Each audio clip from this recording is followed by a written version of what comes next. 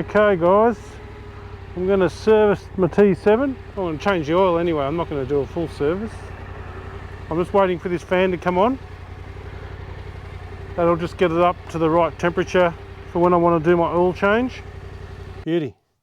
Don't forget, hit like, hit subscribe. Beauty. Thanks guys.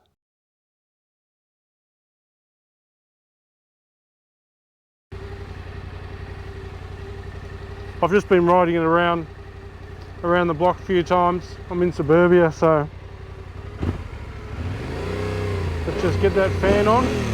I'm on a bit of soft ground here. Oh, there you go. And it also levels the bike up. I like to have it level when I'm doing my oil change. So we'll just wait until that fan kicks in. You should hear it in a second. Should come on. Fan has just come on and it just switched off. It may kick on again.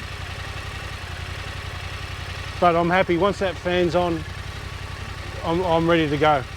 And then I'll just take you through, you know, what you need to do on your T7. It's fairly basic. It's basic on all these, on any motorcycle. Same principles apply. Oil filter. You know, you're supposed to torque up the sump plug and all that sort of stuff, and the oil filter. I've never torqued that sort of stuff. And the only thing I've ever torqued, and I didn't do it, I had a professional mechanic do it, is anything to do with the cylinder head. You use the torque settings.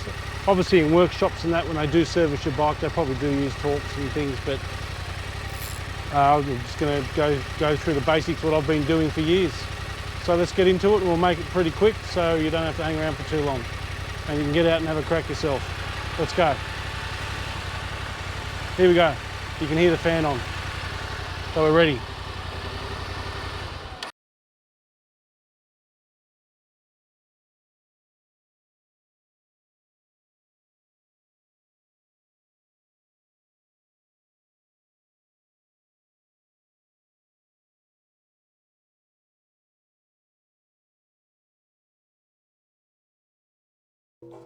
Done.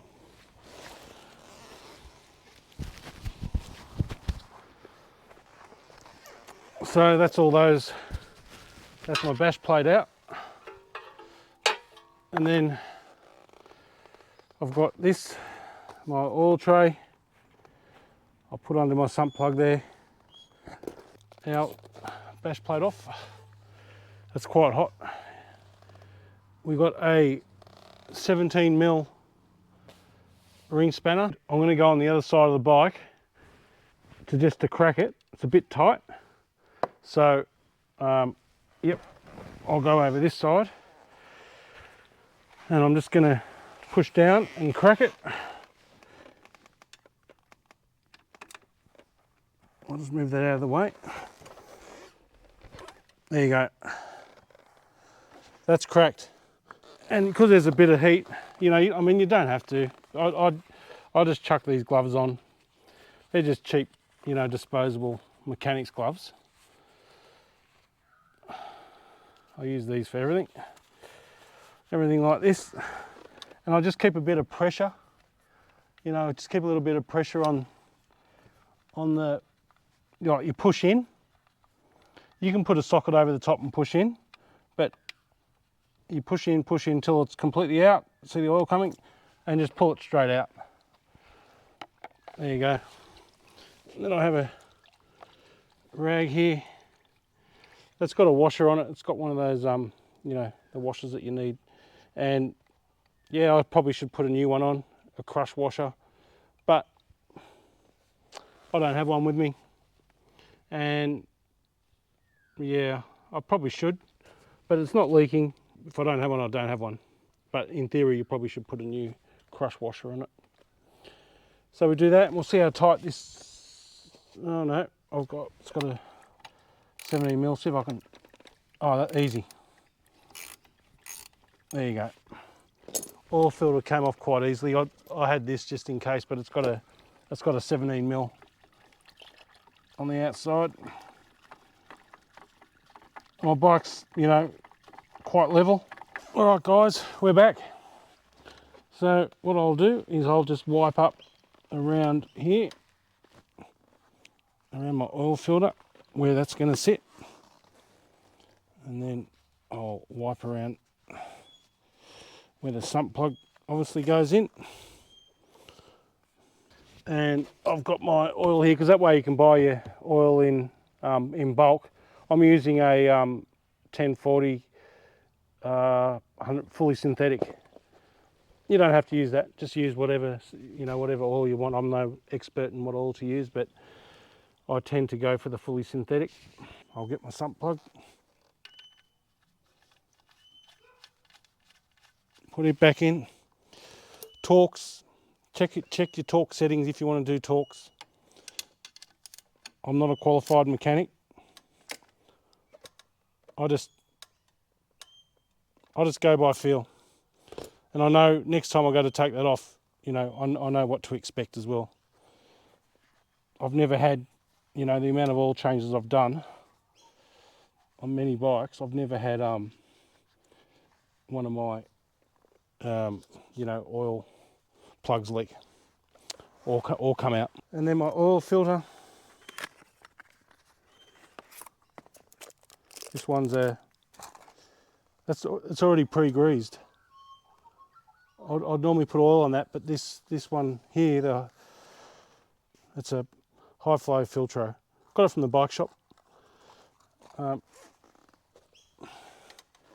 Reputable bike shop. Yeah, but I would normally put oil on that. Just roll it on in my right hand. You know what? I'll go around the other side because I'm right-handed and it's too hard to.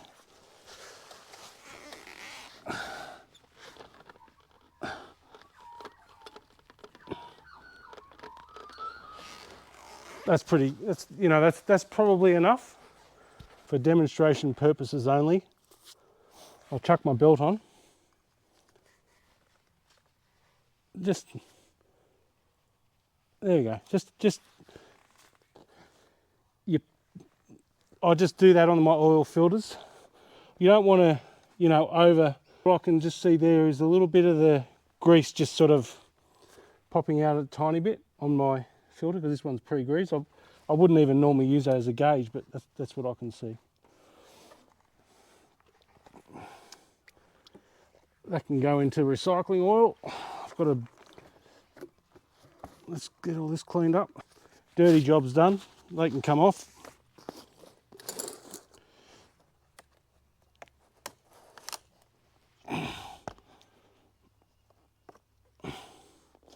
This could even be the wrong oil, but I'm pretty sure it's 1040.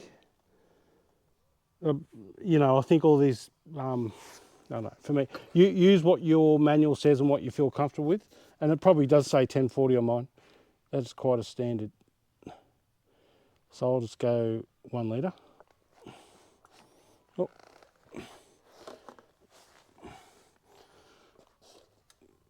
Typical me, I didn't have the cap off. I'm ready to go. Give that a bit of a wipe around. So that's exactly 1 litre there. You can use a funnel. You can use whatever, cut a bottle in half and turn it upside down. Lots of different ways to get the oil in. That's 2 litres. Right. Let's have a look at that. Just let it run for a minute.